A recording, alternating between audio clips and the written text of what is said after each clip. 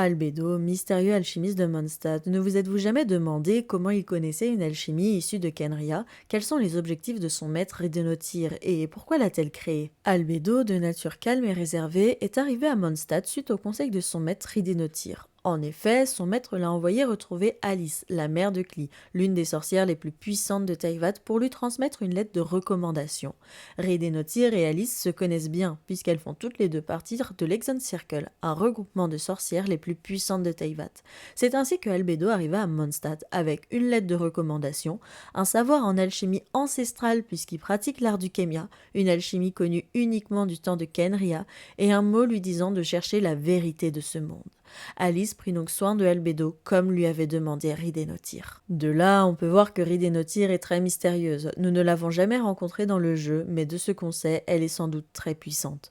Cette sorcière aurait vécu du temps de Kenria. Dans cette ère, elle aurait pu créer Durin, le dragon maléfique, puis après avoir survécu au cataclysme, elle aurait créé Albedo. Bref, ses pouvoirs ne sont pas à prendre à la légère. Mais pourquoi a-t-elle créé des êtres aussi impressionnants et mystérieux ? Ok, vous n'êtes pas sans savoir qu'à travers l'histoire, les alchimistes du monde entier voulaient trouver la pierre philosophale. Cette pierre donnerait la vie éternelle à quiconque la trouverait. De plus, l'un des autres objectifs des alchimistes était de transformer le plomb en or. Et si Ridenotir, aussi connu sous le nom Gold, pouvait être en lien avec cette transformation, était l'incarnation même de cette idéologie.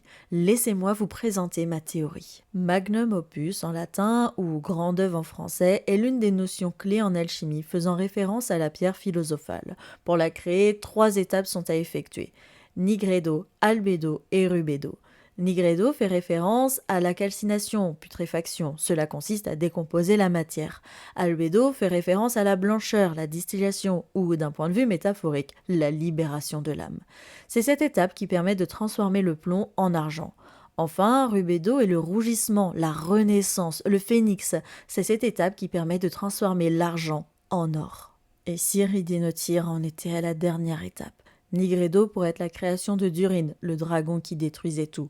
Ensuite, Albedo serait la 2e étape, d'où son nom.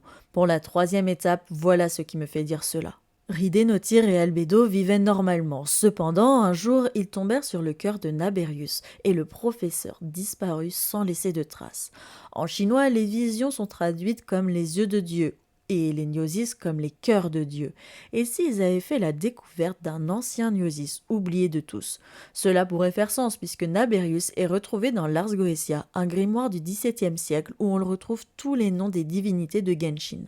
C'est pour cela qu'on retrouve le nom de Barbatros, Morax, Fossalor et ainsi de suite. Vous commencez à comprendre. Naberius est une ancienne divinité de Mondstadt et Ridenotir vient de tomber soit sur son cœur au sens littéral ou alors sur un gnosis. N'oubliez pas que cette sorcière est avide de pouvoir et qu'elle a déclenché le cataclysme avec Durin de Kenria. Vous voyez où je veux en venir. Cette découverte entre ses mains pourrait avoir de terribles conséquences sur l'avenir de Teyvat. Elle pourrait réaliser la dernière étape de Magnum Opus et avoir Rubedo en faisant renaître, d'un point de vue métaphorique, les cendres d'un phénix éteint depuis des années. Cette étape lui permettrait d'atteindre la pierre philosophale, la vie éternelle. C'est pour cela qu'elle aurait disparu et envoyé Albedo auprès de Alice, car elle n'aurait plus besoin de lui. Cependant, des questions restent en suspens. Qui était Naberius et pourquoi tout le monde l'a oublié? Pourquoi Célestia laisse faire une sorcière comme elle créer des êtres vivants sans rien dire? Beaucoup de mystères entourent Ridenotir. Que pensez-vous de cette théorie? N'hésitez pas à me donner vos avis en commentaire et à très bientôt pour de prochaines vidéos.